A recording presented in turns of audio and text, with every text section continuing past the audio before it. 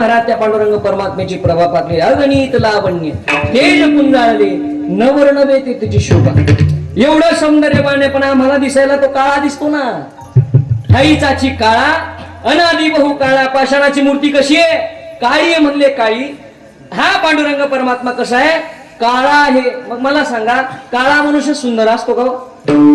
एखादा काळा कुट्ट मनुष्य असेल त्याला आपण सुंदर म्हणतो का? नाही म्हणत महाराज, नाही म्हणत. आपल्या सौंदर्याची व्याख्या कशी आहे? पाल उलटी पडावी. तिची पाठ जेवढी गोरी असते ना तेवढा एखादा गोरा असला म्हणजे त्याला आपण सुंदर म्हणतो.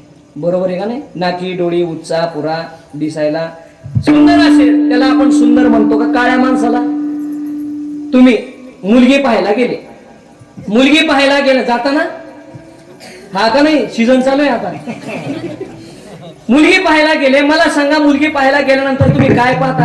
ही मुलगी ज्ञानेश्वरी वाचते, गाथा वाचते, वारी करते हे पाहता का काळी का गोरी पाहता? बोला बोला बोला बोला. काय पाहता? काळी का गोरी? एक गोष्ट लक्षात ठेवा, काळ्या मुंगीपेक्षा तांबडी मुंगी चावली की जास्त आगीन मारतो. सोपं नाही ते. रूपावर रंगावर जाऊन महाराज बोलायचं नाही. एखादा मनुष्य आपल्या सौंदर्याची व्याख्या वेगळी महाराज. ती सौंदर्याची व्याख्या समोरच्याच्या सुंदरतावर अवलंबून नाही, आपल्या डोळ्यावर अवलंबून असते. आपल्या डोळ्यावर अवलंबून असते सौंदर्य समोरच्याच. आता मला सांगा एखादा गोरा पान मुलगा आहे, नाकी डोळी उच्चा पुरा, हायटेड 6 फूट आहे, मस्त उंच नाक आहे, दिसायला अतिशय सौंदर्यवान आहे, सकाळ संध्याकाळ गटारीत पडेल. त्याला काय सुंदर गटारीत पडला आहे म्हणाल ना? नाही म्हणणार महाराज. प्रत्येक ठिकाणी सौंदर्यावरून ते सुंदरतेची व्याख्या होत नाही. काही ठिकाणी गुणावूनही होते, काही ठिकाणी लक्षण पाहिले जातात. म्हणून पांडुरंग परमात्म्याची व्याख्या करत असताना जरी तो काळा असं म्हणून सांगितलेला असेल, जरी तो सावळा असं म्हणून सांगितलेला असेल, तरी तो काळा नाही, तो सौंदर्यवान आहे. आणि लक्षणेवरून जर कधी पाहायचं झालं महाराज, ऐका यशस्वी अवधार्य ज्ञान वैराग्य ऐश्वर्य हे 6 गुणवर्य वस्तीजे. म्हणून तो भगवंतू हे 6 लक्षण त्याच्या ठिकाणी आहेत. एका ठिकाणी वास्तव्याला असल्यामुळे तो पांडुरंग परमात्मा लक्षणानेही सुंदर आहे, रूपानेही सुंदर आहे, आणि सर्वच गोष्टीने तो पांडुरंग परमात्मा अतिशय सुंदर आहे. आपल्याला दिसत नाही तो भाग वेगळा. ज्या वेळेला गोकुळामध्ये भगवान परमात्म्याने जन्म घेतला महाराज, सगळ्यात महत्वाचं साधन गोपिकांना वेधण्याचं, वेड लावण्याचं काय असेल तर ते म्हणजे त्याचं सौंदर्य होतं. सौंदर्य होतं. वेधिल्या बाळा नर नारी या सकळा बाळा खेळती बळा त्याही विसरल्या, कुमर कुमरी नाही भाव हा शरीरी, वृत्ती न फिरे माघारी तया देखत आहे. एकदा त्याला पाहिलं पुन्हा वृत्ती परत घरी येत नव्हती. एका गवळणीने महाराज कृष्णाला पाहिलं, वेडी झाली वेडी. हे पाहिला पाहिला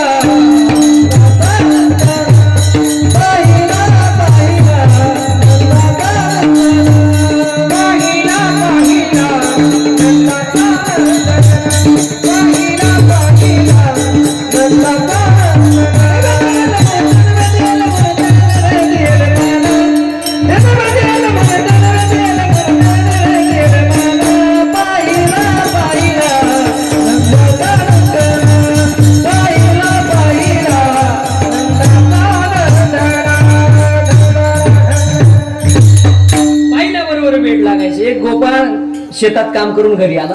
घरी आल्यानंतर पत्नीला आवाज दिला, गे मला जेवायला वाढ. वाढलं महाराज तिने जेवायला वाढलं. दही वाढली, शिंक्यावर दह्याची बरणी होती, ती बरणी खाली घेतली, दही वाढायला लागली. वाढता वाढता झालं असं, त्या गवळणीने खाली वाकून दही वाढणार तेवढ्या तिचं लक्ष घराच्या बाहेर गेलं, आणि घराच्या बाहेर भगवान श्रीकृष्ण चाललेले होते. जसं भगवंत दृष्टीस पडले, कृष्णाला जसं पाहिल्याबरोबर वेडी झाली महाराज. त्या गवळणीला एक मुलगी होती, तिचं नाव होतं हरणी. काय? हरणी. ती हरणी रडायला लागली. नवरा म्हणायला लागला, हे वेडी, पहिले काय कर म्हटले, ती बरणी ठेवून दे शिंक्यावर आणि ती हरणी कडेवर. हिने केलं उलटच महाराज. हिने ती हरणी ठेवली शिंक्यात आणि बरणी घेतली कडेवर. एकीने कडी घेतली दह्याची मातन, बाळक शिंकी आठे बियले जाण, नाही पुत्र लोभ देखून श्रीकृष्ण, निज सुखा विनली नाही आठवण, आनंदाच्या गौरी हरिया नाम तुरे. एकीने कडी घेतली दह्याची परमात्मा पाहिल्याबरोबर वेड व्हावं. ज्या लक्ष्मीला पाहिल्याबरोबर देव वेडे झाले, राक्षस वेडे झाले, सगळे लाईनीत उभे राहिले. महाराज लक्ष्मीने मला वरावं, तिने मला माळ घालावी, सगळ्यांची इच्छा. देवता उभेत, ब्रह्मा उभेत, शंकरजी उभेत, सगळे लाईनीत उभे होते महाराज. पण त्या लक्ष्मीने सगळ्यांना डावललं, कोणाच्याच गळ्यात माळ घातली नाही. त्या लाईनीच्या शेवटी पलीकडे तोंड करून भगवान श्री विष्णू, भगवान श्री कृष्ण उभे होते. श्रीकृष्ण ज्या लक्ष्मीच्या सौंदर्यामुळे एवढे सगळे वेळे झाले, एवढे सगळे माझ्या मागे फिरतायत म्हणले, हा नेमका कोण आहे? याने मला पाहिलं सुद्धा नाही, माझ्या मागे वेडा झाला नाही, असं काय याच्याकडे? नेमका हा मला का बघत नाही? म्हणून महाराज याचं मुख तरी पाहावं. लक्ष्मी माता भगवान श्रीकृष्णाचं मुख पाहण्याकरता गेली कृष्णाच्या समोर, भगवंताच्या समोर. पण जसं महाराज त्या लक्ष्मीने भगवान श्रीकृष्णाचा चेहरा, मुख पाहिलं, त्या मुखावरचं तेज पाहिलं, ज्या लक्ष्मीमुळे इतर सगळे वेडे झालेत, त्याच लक्ष्मीला भगवान श्रीकृष्णाच्या सौंदर्यामुळे वेड लागलं. त्या श्रीकृष्णाच्या सौंदर्यापुढे लक्ष्मी भुलुनी झाली वेडी, मनन पोटाला बापुडे एरते कुणीकडे रावरंक. लक्ष्मीच वेडी झाली. एवढा जो सौंदर्यवान आहे, म्हणून तुकोबाराय म्हणतात सुंदर आहे, अतिशय सौंदर्यवान आहे. सुंदर ते ध्यान, ते ध्यान अतिशय सुंदर आहे. विटे उभे विटेवरी. प्रत्येक अभंगाच्या, प्रत्येक काहीच्या या चरणामध्ये लक्षणा सांगत असताना भगवान परमात्म्याच्या ठिकाणचा एक एक गुण महाराजांनी प्रगट केला. उभे विटेवरी, विटेवरती का उभा आहे? पुंडलिकाने वीट फेकली म्हणून उभा राहिला. पण तेवढंच कारण नाही महाराज, भगवान परमात्म्याला दाखवून द्यायचं होतं. माझे 10-15 मिनिटं शेवटचे शिल्लक राहिले, लक्ष देऊन ऐका. अभंग आपण सोडवू आणि सेवेला पूर्ण विराम देऊ. लक्ष देऊन जर ऐकलं तर लक्षात येईल. भगवान परमात्मा विटेवरती उभा आहे, पण नुसतं पुंडलिकाने फेकली म्हणून नाही. भगवान परमात्म्याला दाखवून द्यायचं होतं, माझ्या भक्ताने माझ्या करता काहीही अर्पण करू द्या, त्या अर्पण केलेल्याचा स्वीकार मी करतो. मग ती वीट का असेल, मग ती वीट का असेना, काही का असेना, त्याचा मी स्वीकार करतो. 28 युगापर्यंत महाराज देव विटेवरती उभा राहिला. सुंदर ते ध्यान उभे विटेवरी, करकटावरी ठेवून. या महाराजांनी दुसरी लक्षणा केली. त्याने काय केलंय? कमरेवरती हात ठेवलेले. का कमरेवरती हात ठेवले त्यांनी? भक्ताची वाट पाहतो, कंटाळलाय म्हणून कमरेवरती हात ठेवला. एवढंच आपल्याला कारण माहितीये. पण याच्या पुढचं कारण, भगवान परमात्म्याने का कमरेवर हात ठेवले याचं कारण सांगत असताना महाराज त्या भगवान परमात्म्याला दाखवून द्यायचंय. लक्ष देऊन ऐका. त्या भगवान परमात्म्याला दाखवून द्यायचंय, मला शरण आला की माझा भक्त झालेल्या माझ्या भक्ताला भवसागराचं पाणी फक्त माझ्या कमरे इतकं, फक्त माझ्या कमरे इतकं. प्रमाणम भवाब्दे रिदम मामकानाम नितंबकराभ्याम घृतो येन तस्मात विधातुर्व सत्ते घृतो नाभिकोश परब्रह्मलिंगम भजे पांडुरंगम.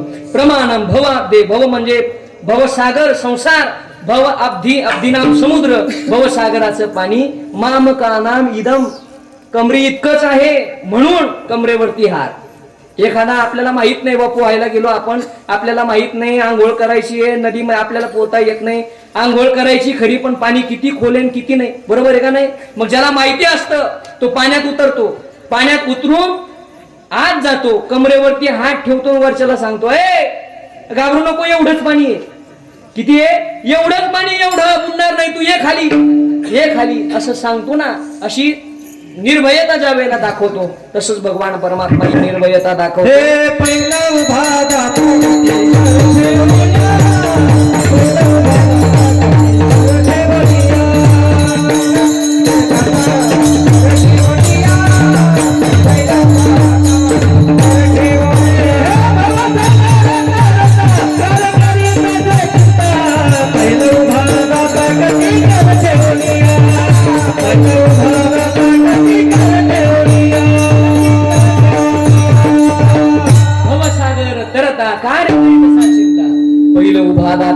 कटी कर ठेवून त्याचे पायी घाला मिठी, मोहने घे जगजेठी, भावा एकासाठी खांदावा हे आपुल्या. त्या भगवंताला शरण जा, पुन्हा चिंता करण्याची गरज नाही, भवसागराची भीती नाही. पहिलं कारण ऐका, पहिलं कारण भक्ताची वाट पाहतोय कंटाळला म्हणून कमरेवरती हात. दुसरं कारण भवसागराचं पाणी दाखवून देण्याकरता कमरेवरती हात. आता तिसरं कारण मी तुम्हाला सांगून जाईल का कटेवरती त्याने हात ठेवले. ऐका ऐका, का कटेवरती हात ठेवले. झाला असं, एक लहानसा मुलगा गल्लीमध्ये खेळत होता.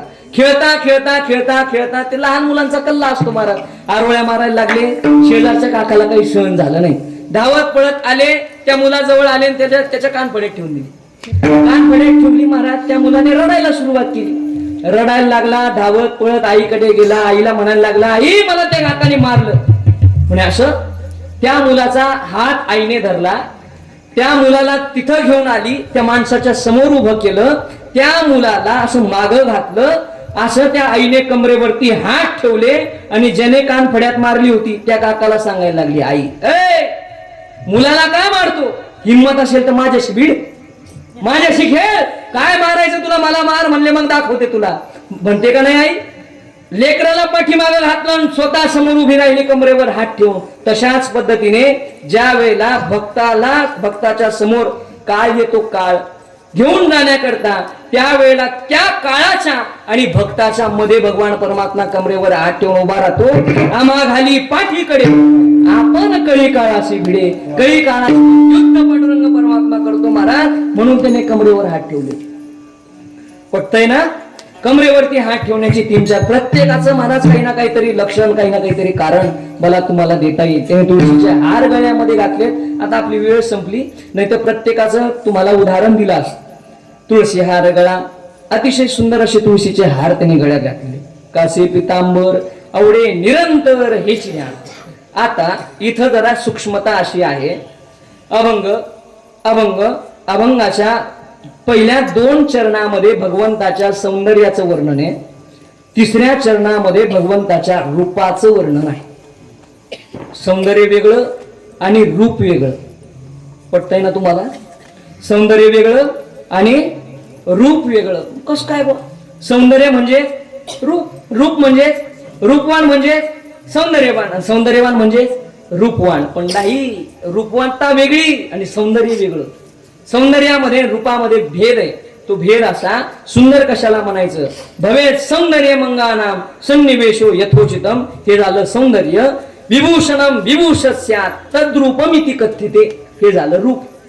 भवेत सौंदर्य मंगाना, अवयव सुशोभितपणे नीटनेटके त्यांच्या ठिकाणी अतिशय देखणे आहेत, त्याला म्हणायचं सौंदर्यवान. आणि रूपवान तसा नाही. रूपवान कशाला म्हणायचं? ज्याच्या शरीरामुळे त्याच्या शरीरावर घातलेल्या अलंकारांना शोभा आली, त्याला म्हणायचं रूपवान. आलं लक्षात? भगवान पांडुरंग परमात्म्याच्या अंगावर घातलेली जी अलंकार आहेत, त्या अलंकारांमुळे भगवंताला शोभा नाही, भगवंताच्या शरीरामुळे त्या अलंकारांना शोभा आहे. शरीरा अंगची होय लेणे. काय ओवी ती माऊलींची? विठला विठला अंगाची सुंदरपणे लेनिया अंगची होय लेणे. त्या शरीराच्या सौंदर्यामुळे अलंकाराला शोभा आली, अशा पद्धतीचं जे असतं त्याला म्हणायचं रूपवान. रूपवत्ता वेगळी, सौंदर्य वेगळं. तिसऱ्या चरणामध्ये रूपाचं वर्णन आहे. मकर कुंडले तळपती श्रवणी कंठी कौस्तुभमणी विराजित. मकर कुंडले श्रवणी तळपती म्हणजे त्या मकराकार कुंडलांमुळे श्रवणाला शोभा नाही आली, त्या श्रवणामुळे मकराकार कुंडलांना शोभा आली. अशा पद्धतीचं त्याचं रूप आहे. मकर कुंडले तळपती श्रवणी कंठी कौस्तुभमणी विराजित. आणि तेच माझं सर्व सुख आहे. अभंगाचं शेवटचं चरण. तू का म्हणे माझे हेची सर्व सुख, तू का म्हणे माझे हेची सर्व सुख, तू म्हणे माझे हेची सर्व सुख, म्हणे माझे हेची सर्व सुख, म्हणे माझे हेची सर्व सुख,